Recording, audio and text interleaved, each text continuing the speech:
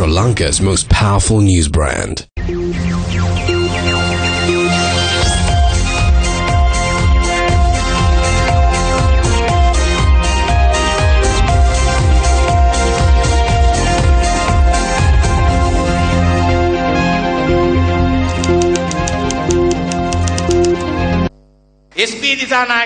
SP Disanayaka says Vimal will defect soon. SB assumes we are like him. We will never eat feces even if we are in hunger. I do not know if SB can do that or not.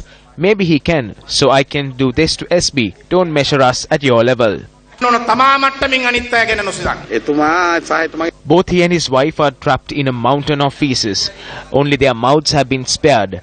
They can easily consume feces. I do not expect anything else from him. Let me say this, we will never bring him close to us. One reason is he stinks. He will have to bathe for weeks. Secondly, we have nothing to take from him. Hello there, very good evening and welcome to your Primetime News Bulletin. I'm Shane Silva. And I'm Azra Hassan. The battle for the local government bodies is heating up with a series of verbal blows being exchanged between different camps. But before that, here's a look at the headlines. Cabinet dismisses proposal to construct 2 more new coal plants. Minister Mahinda Samarasinghe makes shocking revelation on matter disclosed to Cabinet. Prices of 48 medicines previously reduced increased by 5%. Police investigate institution involved in scams promising students overseas opportunities. Institution in question denies allegation.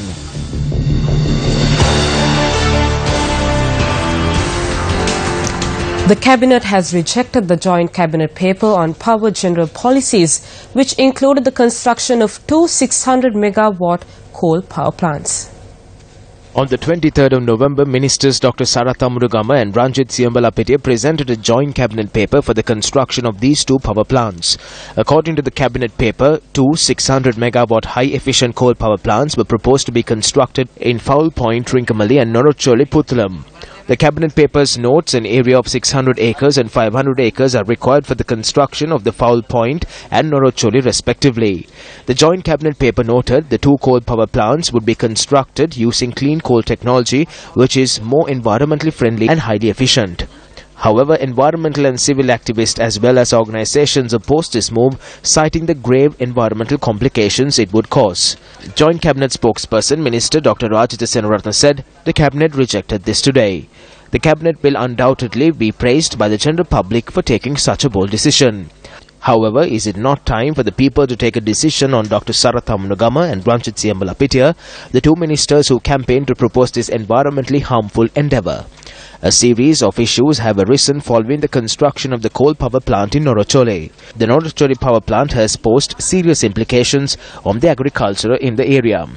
Since its inception, the Norocholi power plant had broken down on 35 separate occasions, costing the country's economy massive losses. Is it not time to be vigilant on people who take decisions without thinking about the future generations and the future of the country?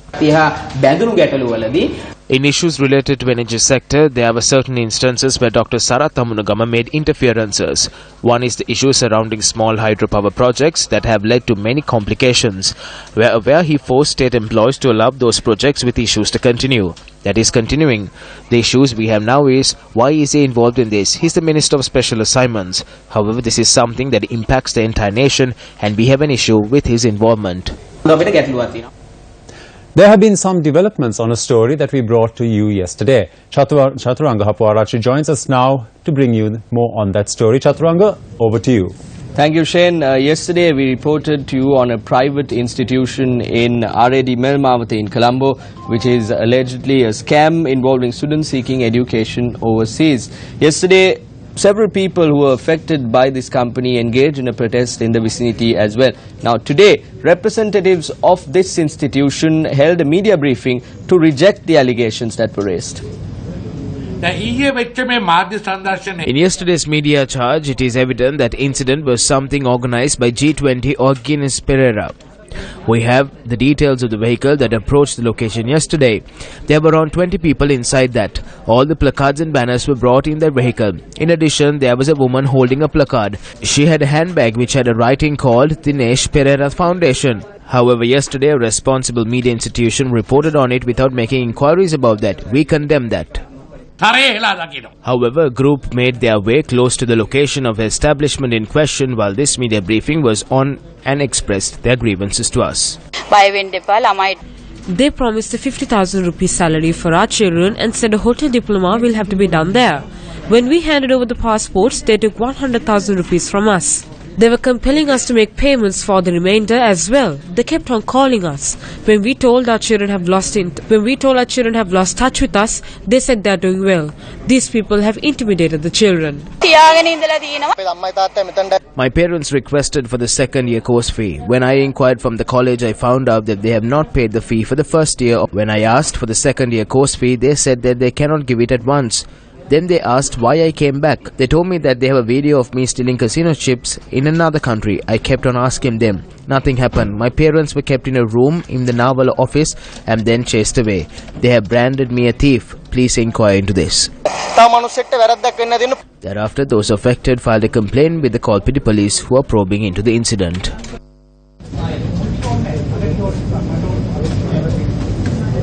Yesterday, when Newsfirst visited the location, our cameraman experienced hostile confrontation. Let's have a look at what happened.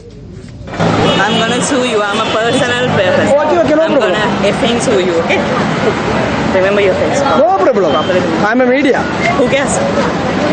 Do you think I care? Okay. I'm media. You're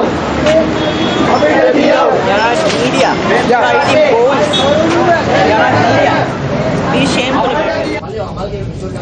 This lady endeavored to intimidate the media for trying to expose scam involving children and their education. Now, various people have tried to intimidate the media and various people have tried to intimidate us using various tactics and methods. News First will never be intimidated and we will report for you to decide. It's back to Shane and the studio. Thank you, Chaturanga. Moving on to other local stories now. The Chartered Financial Analysis Institute is considering initiating professional disciplinary sanctions against at least 3 of its Sri Lankan CFA charter holders. The Ceylon Today, quoting a CFA source, says these members are those whose names were mentioned during the hearings of the Bond Commission.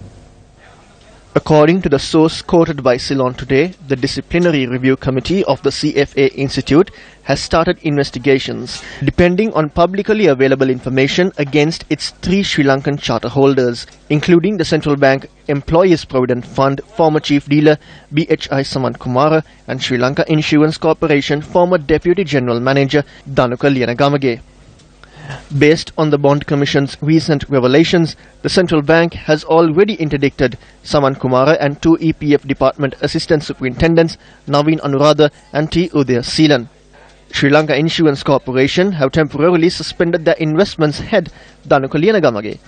The Ceylon Today says Sri Lanka Insurance Corporation carried out an internal inquiry against Lienagamage and pending its final report, temporarily suspended his services. A forensic report on communication information analysis prepared by the CID found a large number of communication between Arjun Aloysius, the owner of the Perpetual Group, and others, including Saman Kumara and Danuka Lienagamage. During the proceedings of the Commission, the country witnessed as to how this huge crime was perpetrated on a planned basis with the blessings of people in very high places. Now the people they are waiting to see the recommendations of the Commission as to how this huge profits that the culprits earned through this scam will be recovered and will be taken into the coffers of the government. That is one thing. And the people are also anxious to see what the recommendations are going to be, to see that the perpetrators, irrespective of their positions, irrespective of their levels, be brought to book and punished properly. So we believe that the Commission will make the necessary recommendations within the framework of the terms of reference given to them to recover the monies, to make recommendations to recover the monies illegitimately earned, as well as to punish the people who were involved in this act directly and indirectly. Have we forgotten? Text messages extracted from Arjun Aloysius's mobile phone lead to more revelations at the Presidential Commission of Inquiry into the alleged bond scam. 8,600 pages of documents filled with details downloaded from Aloysius's mobile phone.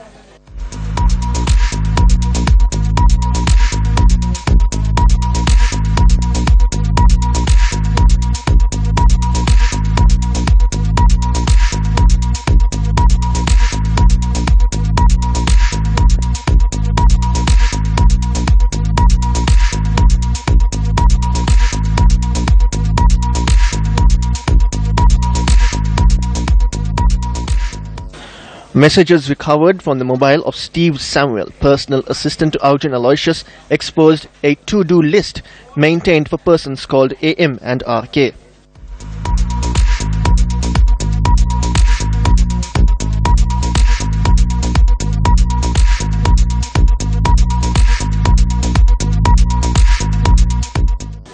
Messages also exposed meetings Arjun Aloysius had with Saman Kumara, the former dealer at the EPF.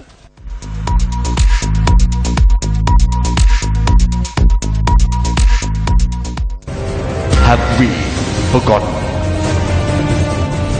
The tenure of the Presidential Commission of Inquiry into the bond issue will end in 12 days. The people await the decision of the Bond Commission. Speaking to reporters today, Minister Mahinda Samarasinghe elaborated on a revelation made by the President during the Cabinet meeting.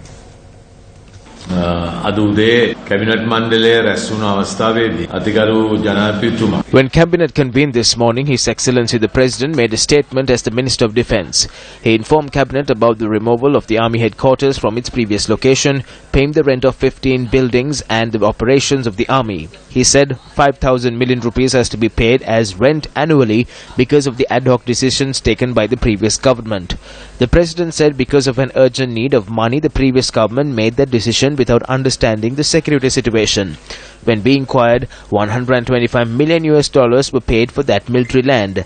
That means Shangri-La had signed an agreement for the own ownership. Some ministers were of the view that the President should appoint a special commission to look into that matter. If you take a mutual stand and think about it, there could have been an issue on national security. The Army is operating from 15 separate buildings in 15 separate locations. The President is now compelled to solve these issues. And 2016 bond scams, the biggest theft in Sri Lankan history. Who should be held responsible for this grand theft? Who caused millions and millions in losses to the country's state banks? Who stole EPF money, the wealth you earned with your own sweat and blood? Who bowed down to fraud and corruption and allowed this massive theft? The entire nation awaits the final report of the Presidential Commission of Inquiry on the issuance of Treasury bonds. The first to expose the bond scam, news first.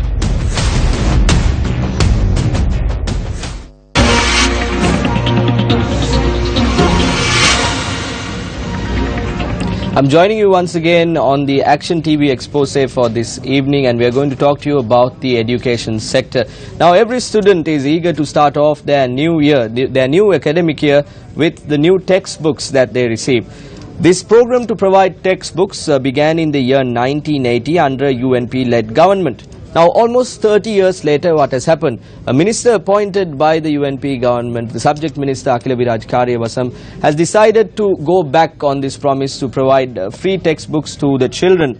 From this year onwards, 50% of the textbooks that are provided to school students will have to be bought, and the other 50 will of course be given free of charge. For example, if your child, he or she received 10 textbooks for the subjects that they follow, that student will now only get 5 books, and the other 5 will have to be obtained by paying a sum. Now, where can you buy these books, you may ask? You might think that these book stations, these book depots, if I may call it that, will be available across the country. No, they will only be available at 3 locations in the country, 2 in the Western Province and 1 in the Northern Province. They will be available at the Ministry of Education, at the Maliga Kanda Vidyodaya Pirivena and at the Jaffna Central College. Now, with all of this, imagine the plight of a parent who is living in the most difficult conditions possible in the most remote village that you can imagine. Imagine those people coming into Colombo and going all the way to Jaffna to collect the books that are required for their children to receive education. They sometimes find it difficult to fund their daily meals. They cannot even have proper meals for 3 meals during the day, and they find it extremely difficult to get through the day. Now we want these parents to travel to either Jaffna or travel to either Colombo and pay a sum and get the books for their children to receive their education. The only motivation that these parents have in their life is to allow their children to have a better future, their children to have a better education, so that they also do not have to go through what they are going through now, the hardships that they are facing. Will they be able to achieve these dreams, these ideas, with whatever is happening with our country and with whatever the Ministry of Education is doing, cutting away 50% of the books that are given free of charge? Now moving on, let's take a look at the costs that are involved in this whole process.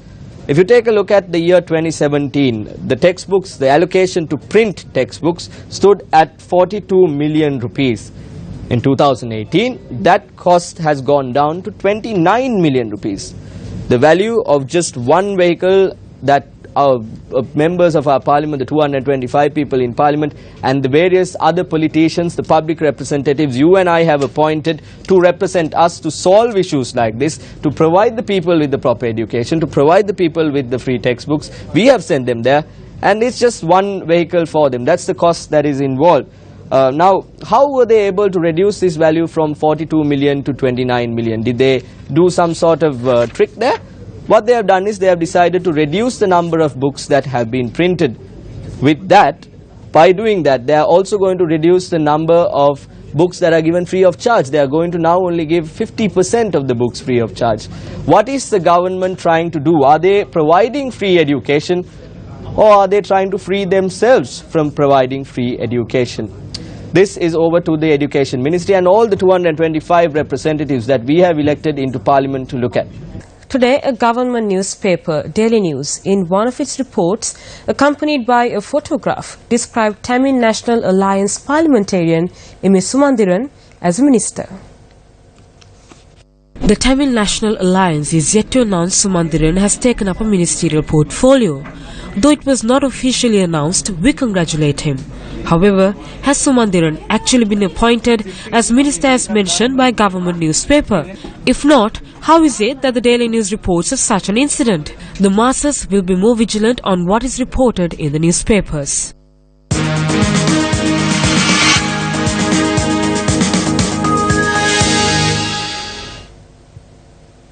Former President Chandrika Bandaranaike Kumaratunga expressed the following views opposite the Horagolla Memorial today. The people who we remember at this memorial have sacrificed all they had for the country. There were 5 leaders in this party, except for the current leader, Maithripala Sirisena. The rest have sacrificed everything for the country. We cannot work with thieves. The people of this country on the 8th of January asked for the country to be ruled honestly. They did not ask for the country to be ruled by murderers or drug peddlers. The former president made these statements after laying floral tributes at the Horagolla Bandaranaike Memorial, together with several candidates who will be contesting the local government elections in the Gampaha district. Former president handed over nomination lists of candidates who are contesting the local government polls from the Attanagalla, Mirigama, Katana and Dewlapiti electorates. We will be victorious for sure. The votes that belong to the SLFP will be with the SLFP. The ones that will go to the flower bud will go to the flower bud. Those two are breaking away from them and coming to us. There was a small division that left the party. That has happened with all the parties. The leader of the flower bud, Mahinda Rajapaksa, fought in 1980 to remove Madam Sirimawo. He divided the party in a very dangerous way. The party lost for 17 years. That is not a problem. We do not have to wait for 17 years. We will win again. Those decisions are not taken by me.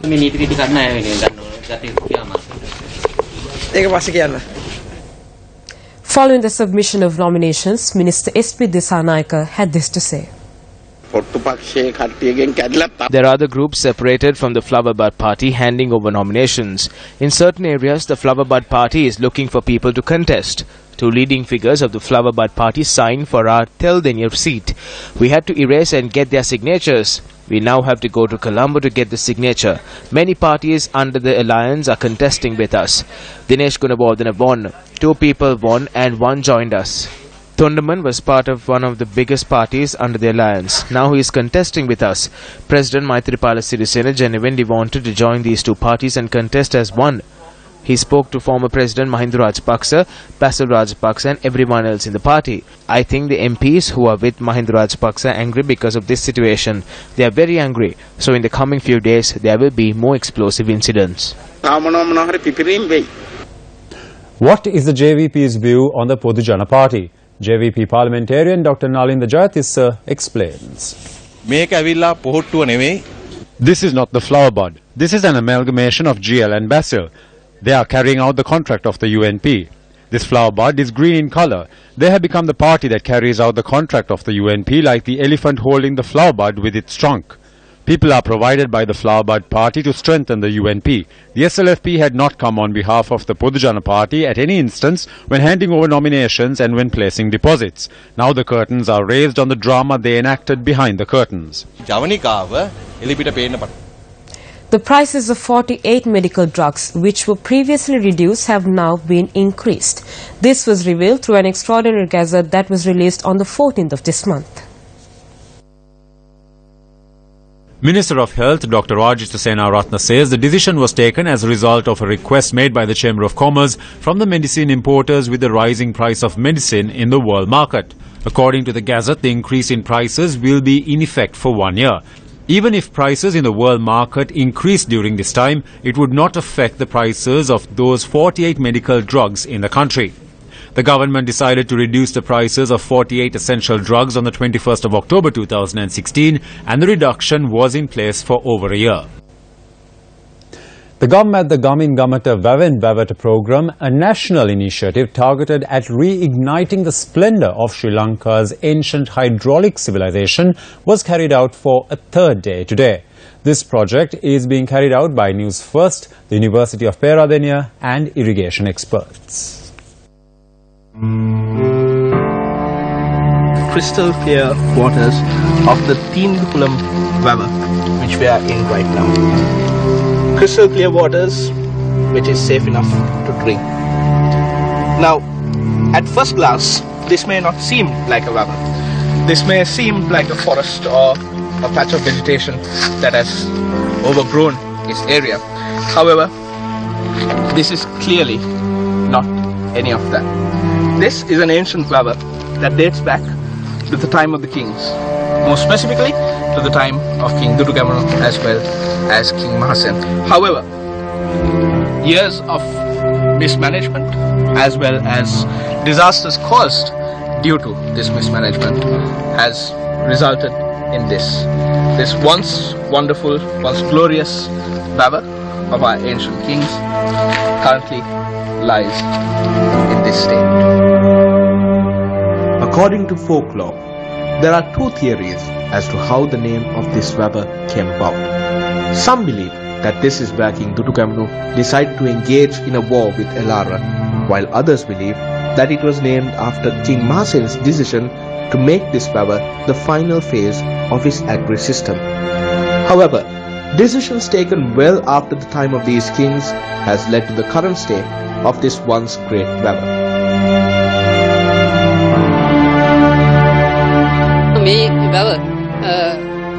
If this river is constructed, it will safeguard us from the wild elephant menace. This river is in the middle of the Tumbikulama Reserve.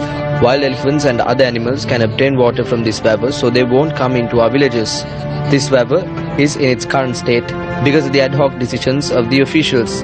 They come here, don't consult us, and they just spend public funds. Then with the job done halfway, they leave the area. This river has been renovated on 4 occasions in recent memory, and it is still like this. Our public funds were just wasted. Ramesh Shirugal Bandara, News First. Today, Newsfirst called on His Eminence Malcolm Cardinal Ranjit in Colombo to elaborate on the coming Gammata Vaving Vavata program.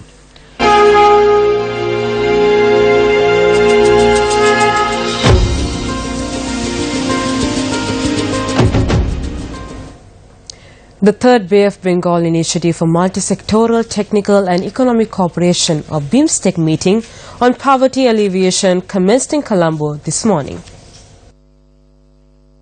The meeting saw the participation of Ministers of Social Empowerment, Ministry Secretaries and a number of delegates from member countries of BIMSTEC, which includes Bangladesh, Bhutan, India, Myanmar, Sri Lanka, Thailand and Nepal. It is heartening to see that the Bay of Bengal region is not lagging behind in the global fight against poverty. Things have changed for the better in the recent years, as all the BIMSTEC member states have achieved significant progress in reducing the number of population under poverty line. However, there still remain millions of people in our region who suffer from acute poverty. For this reason, BIMSTEC leaders have stressed the need for poverty alleviation since the creation of BIMSTEC. Sri Lanka, starting from 710, moved to 3,759 to become a middle income country. So 2025 is the year that government already announced that we are going to become a developed country. There has been significant improvement in poverty alleviation in Sri Lanka. In 1990 it was 26.1 and now we have reduced the head count level 4.1%. It's remarkable. In Sri Lanka, the growth process is centered around the commercial capital Colombo and suburb. So we need to trickle down the benefit of development to rural sectors as well. With the Vision 2025, regional development will be a top priority and benefits will trickle down to the most vulnerable sections in the nation.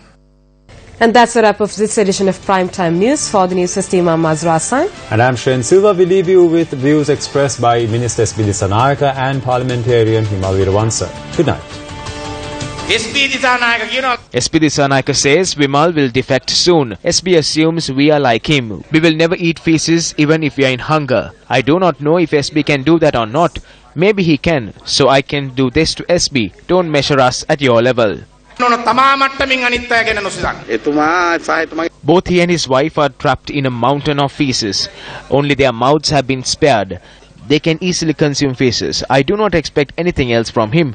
Let me say this. We will never bring him close to us. One reason is he stinks. He will have to bathe for weeks. Secondly, we have nothing to take from him.